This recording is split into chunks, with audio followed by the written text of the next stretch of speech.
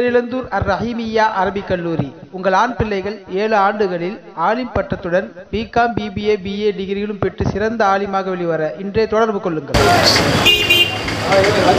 அஸ்ஸலாமு அலைக்கும்.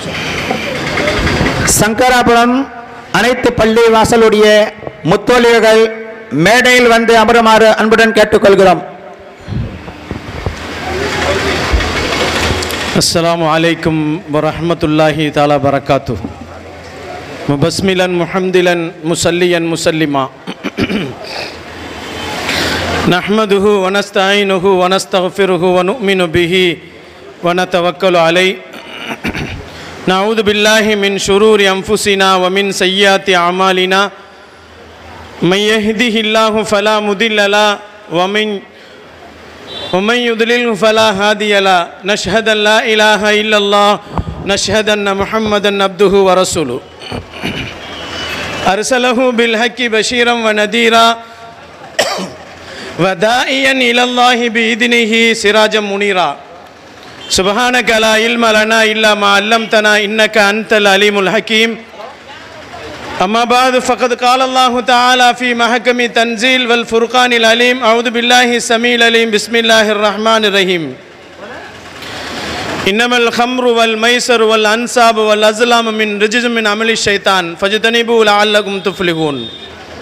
ஸதகல்லாஹு மௌலானல் அலீம். ஸதக ரசூலுஹு நபியுல் கரீம் வ நஹ்னு அலா தாலிக மினஷ் ஷாஹிதீன் வ ஷாக்கிரீன் வல்ஹம்துலில்லாஹி ரப்பில் ஆலமீன்.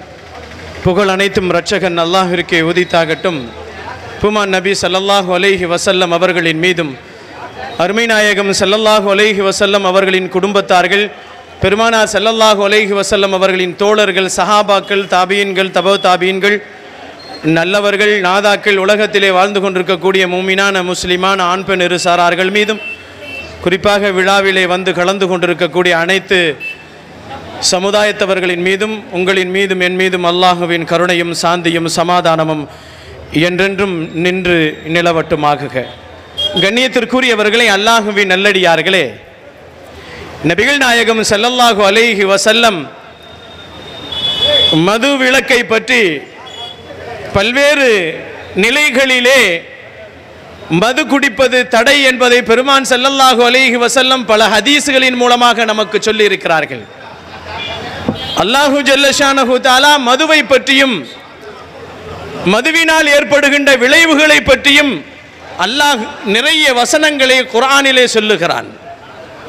மது குடிப்பதினால் மனிதனுடைய புத்தி மங்கி போகிவிடுகிறது, அவனுடைய மூளை, அவனுக்கு சிறுமூளை கெட்டுப்போகி விடுகிறது என்ற விஷயங்களையும் அல்லாஹ் அருள்மறையிலே சொல்லுவது மட்டுமல்லாமல் மது குடிப்பதினால் மரியாதை கெட்டு மதிகெட்டு போகிறான் என்பதை பற்றியும் பெருமானார் ஸல்லல்லாஹு அலைஹி வஸல்லம் அவர்கள் சொல்லுவார்கள். மதுவை பற்றி இஸ்லாத்திலே மிகவும் கண்டிப்பாக, மிகவும்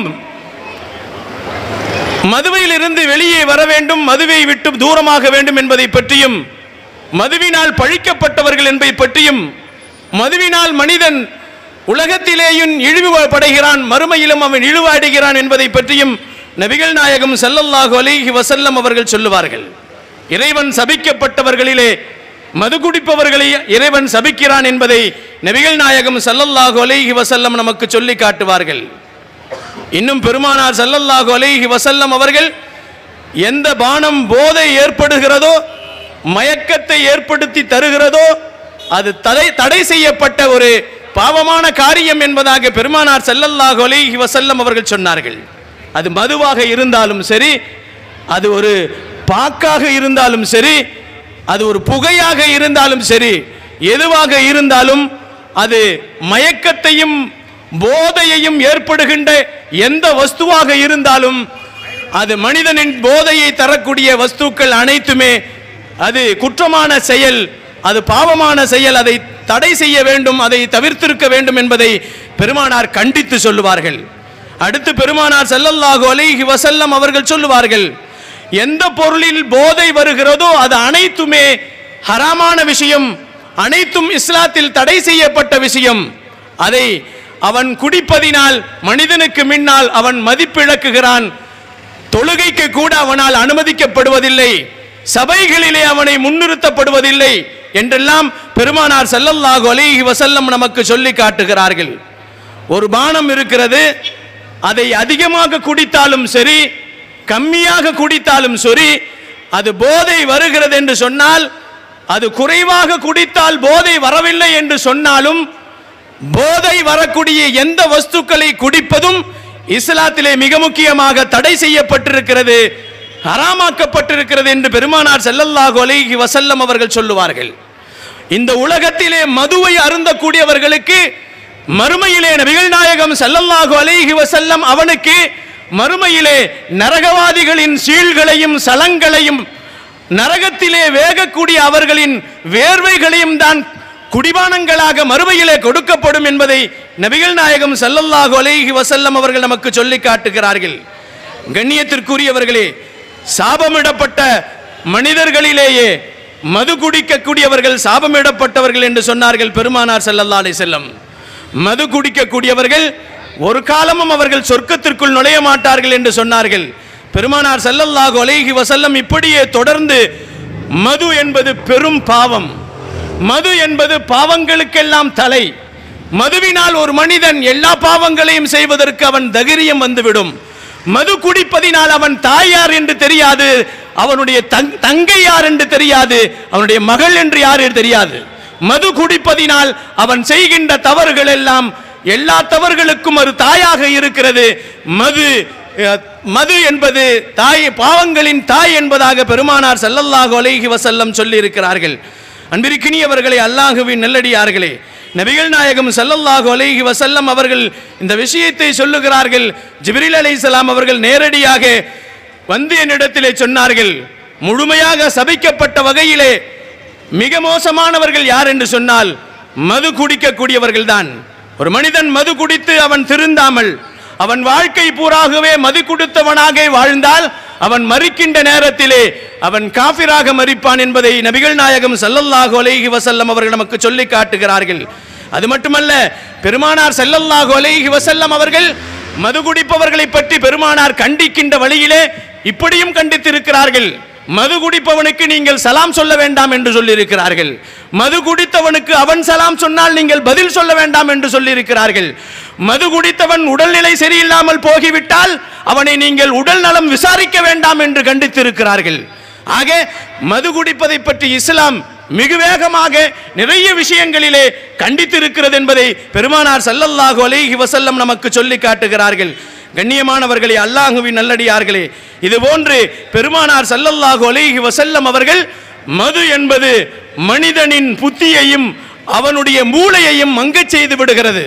அதனால் அவன் எல்லா பாவங்களையும் செய்வதற்கு தயாராகி விடுகிறான். தன் மனைவியை கூட அவன் தெரியாமல், அவன் மனைவியா என்று தெரியாமல் பேசுகிறான். அவன் படுத்து உறங்குகிறான். அவன் மீது மது குடித்து விட்டு படுத்து உறங்குகிற நேரத்திலே அவன் மீது நான்கு கால் பிராணி நாய் மூத்திரம் அடித்தால் கூட என்னவென்று தெரிவதில்லை. சாக்கடையில் விழுந்தால் கூட என்னவென்று தெரியவில்லை. அடுத்தவர்களை கூப்பிடுகின்ற நேரத்திலே அவன் வேறு முறை கோட்டு கூப்பிடுகிறான். பேசுகின்ற நேரத்திலே வாய் குளறி பேசுகிறான். இதனால் அவனுடைய சிறுமூளை பாதிக்கப்பட்டதின் காரணமாக அவன் இந்த உலகத்திலே மனிதர்களுக்கு மத்தியிலே மரியாதையை எல்லாம் இழந்து போய் அவன் வெறும் ஜடலமாக இருக்கிறான் என்பதை நபிகள் நாயகம் ஸல்லல்லாஹு அலைஹி வஸல்லம் அவர்கள் சொல்லுகிறார்கள். அது மட்டுமல்ல, பெருமானார் ஸல்லல்லாஹு அலைஹி வஸல்லம் அவர்கள் இப்படியும் நிறைய விஷயங்களை நமக்கு சொல்லுவார்கள். மது என்பது சபிக்கப்பட்ட ஒன்று. அந்த எந்த மதுவை மனிதன் அதை குடிப்பதினால் அவனுடைய புத்திகள் மாற்றப்படுகிறது.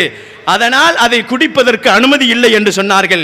எவர் ஒருவன் மதுவை அருந்துவதினால் அவன் வயிற்றிலே அல்லாஹு ஜல்ல ஷானஹு தஆலா அவனின் சாபத்தை தான் அருந்துகிறான் என்று சொன்னார்கள் பெருமான் ஸல்லல்லாஹு அலைஹி வஸல்லம்.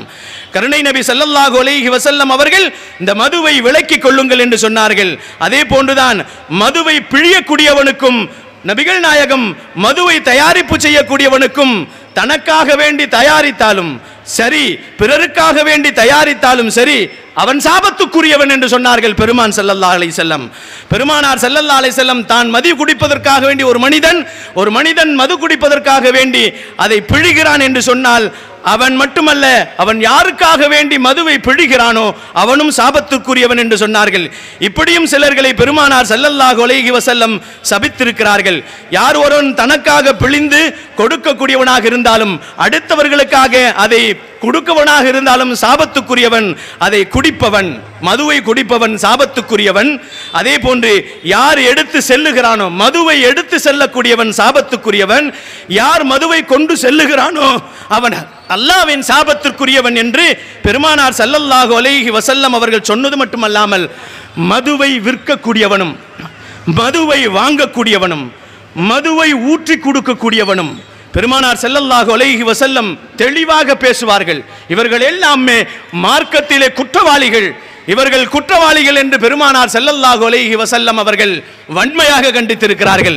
ஆகவே கண்ணியத்திற்குரியவர்களே, அல்லாஹுவின் நல்லடியார்களே, இந்த விழாவினுடைய நோக்கமே என்னவென்று சொன்னால், எம்பெருமான் ஸல்லல்லாஹு அலைஹி வஸல்லம் அவர்கள் இந்த உலகத்திலேயே மிகப்பெரிய புரட்சி செய்தார்கள். பெருமானார் ஸல்லல்லாஹு அலைஹி வஸல்லம் பெரிய புரட்சி செய்தது என்னவென்று சொன்னால், மது ஒழிப்பு புரட்சியை பெருமானார் ஸல்லல்லாஹு அலைஹி வஸல்லம் மக்காவிலேயும் மதீனாவிலேயும் மதுவை ஒழித்தார்கள்.